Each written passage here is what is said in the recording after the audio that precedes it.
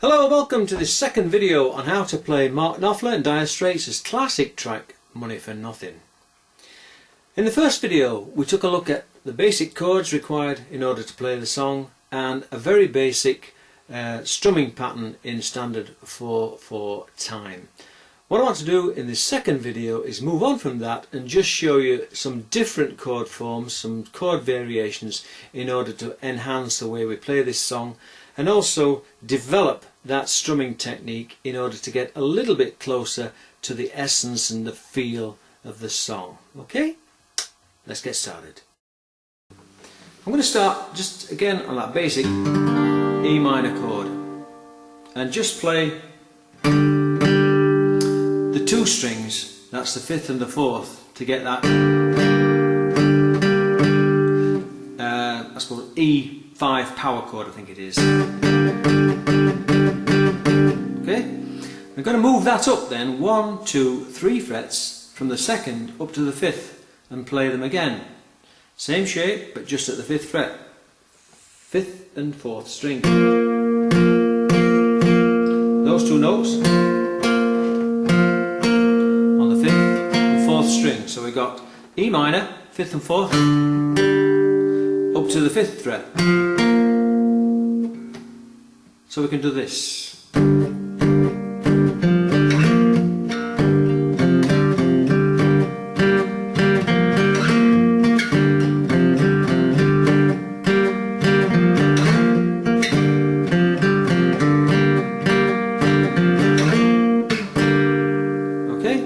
All I'm doing really is vamping on those two strings, that is playing the two strings, lifting them off and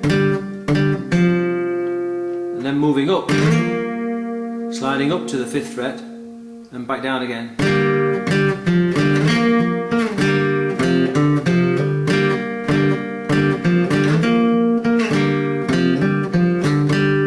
Okay, notice that you can actually hit that 3rd string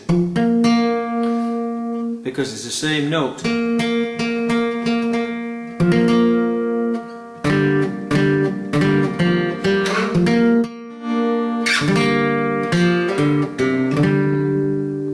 Alright, what I'm aiming towards is this.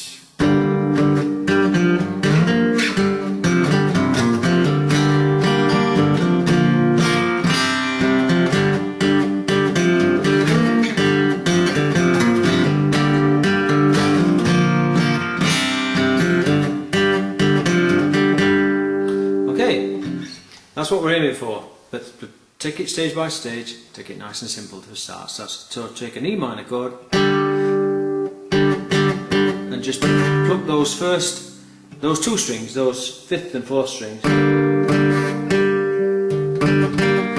and then move them up 3 frets to the 5th fret and back again.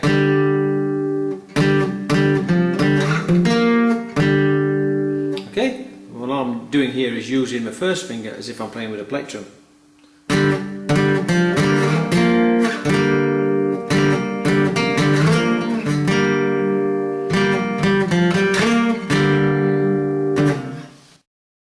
Right, to explain, what I'm doing here is using chords in order to follow a bassline melody that approximates what's going on in Dire Straits' song, and it's something like this. The individual notes go something like this.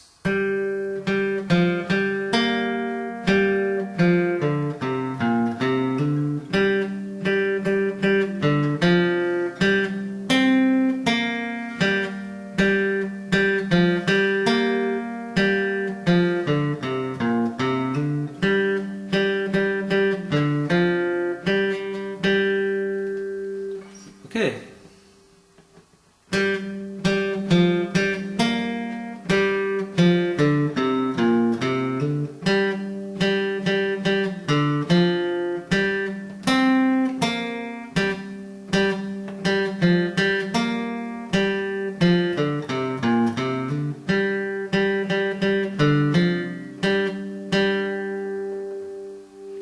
Okay, so that's the basic bass line that I'm following in using these chords, an E5 or an E minor. E5 if we're just strumming the 4th or 5th strings, or even the 6th, 6th, 5th and 4th will be an E5.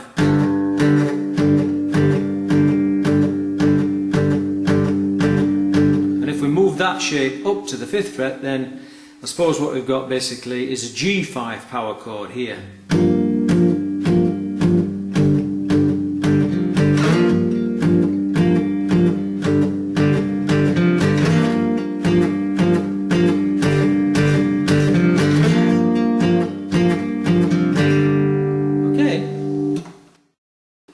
Okay, now trying to hold that bassline melody riff in our heads, let's go through the chords that relate to that bass line, nice and slow. The E5 or E minor chord, E5 if we just strummed the 6th, 5th and 4th strings, slid up to the 5th fret to give us basically, I suppose, a G5 power chord, same shape, same 3 strings, 5th, 4th and maybe the 6th as well, that's okay.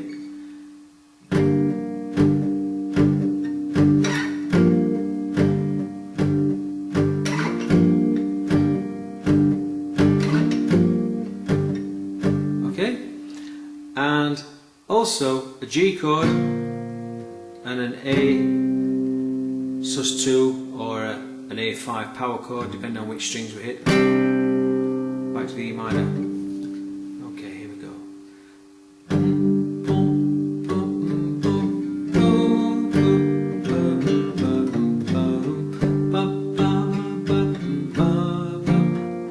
And again.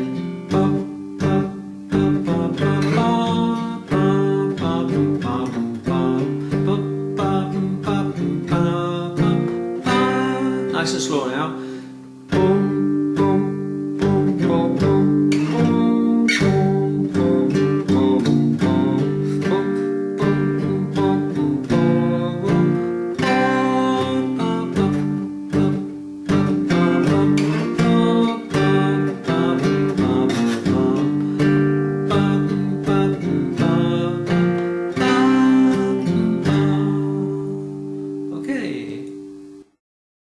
Rightio, we can develop that a little bit further now if we go around that intro a second time round and throw in a D chord,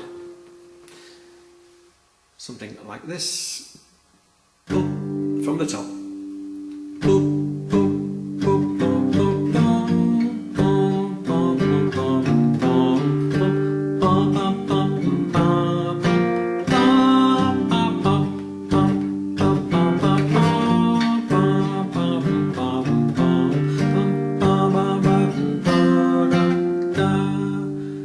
See the D there coming in, then back to the E minor, go through it again.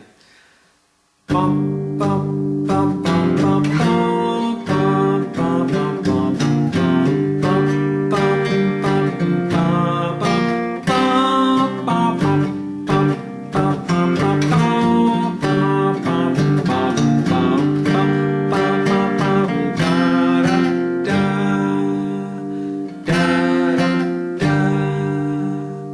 okay. Rightio, let's shove the boat out a little bit further now by bringing in another 2 chord variations. Instead of the open G, let's try a barred G at the 3rd fret, or this shape, the F shape, your F chord slid up to the 3rd fret. And then instead of the A sus2 or A5 power chord, just move that shape, your G shape, up 2 frets to the A. But playing again, essentially just the 6th, 5th and 4th strings, maybe the 3rd catching as well, but mainly 6th, 5th and 4th strings. Okay, so instead of a standard G chord, we're going to be using either a barred G chord or that F shape chord with the thumb over the top and then up to the 5th fret for the A chord. Here we go.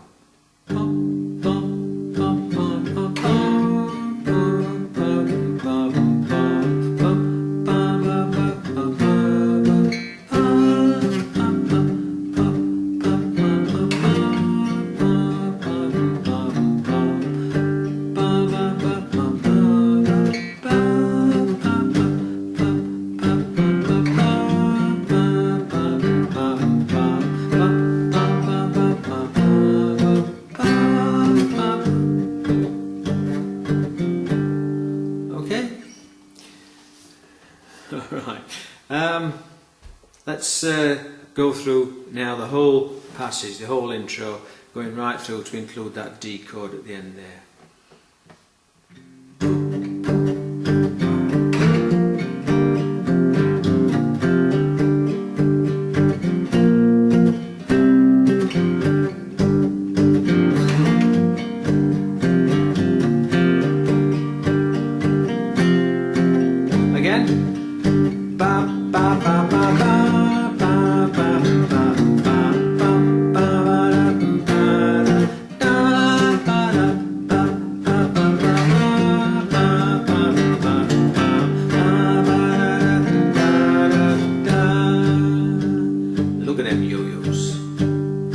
That's the way to do it? Well, not quite, but we're getting there.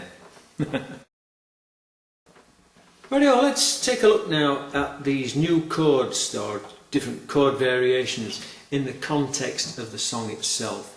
What I'm going to do, I'll go through the intro, a couple of verses and the chorus just to put the chords in context, and play it at probably a tempo which is slower than the original recorded track. Here we go.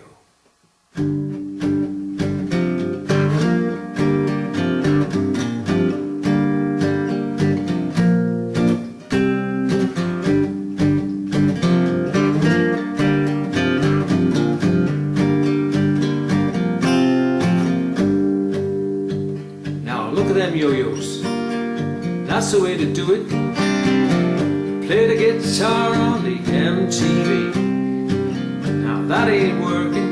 That's the way to do it. Money for nothing and your chicks for free. Now that ain't working. That's the way to do it. Let me tell you, guys ain't dumb. Maybe get a blister on your little finger. Maybe get a blister on your thumb. We've got to install microwave ovens, custom kitchen delivery. We've got to move these refrigerators. We've got to move these color TVs.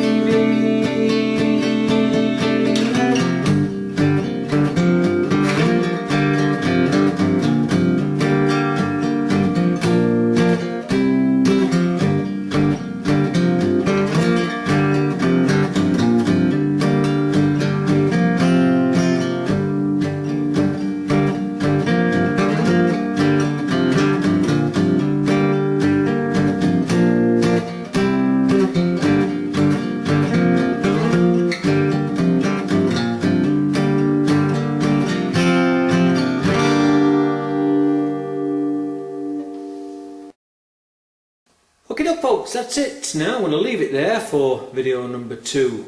And once again, can I say, I hope these videos are of good practical use to you.